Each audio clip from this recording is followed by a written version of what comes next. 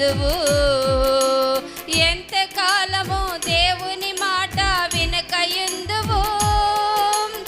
ఎంతకాలము దేవుని మాట ఎదిరించెదవు. ఎంతకాలము దేవుని నీవు దుఃఖపరుతువు. యేసయ్యా నీ పాపం కొరకు ప్రాణం పెట్టెను. యేసయ్యా నిన్ను రక్షించి పరమున చేర్చును. యేసయ్యా నీ పాపం కొరకు ప్రాణం పెట్టెను. యేసయ్యా నిన్ను రక్షించి పరమున చేర్చును. ఓ మానవా నీ పాపం మానవా యేసయ్య చెంత చేరి నీ బ్రతుకు మార్చవా.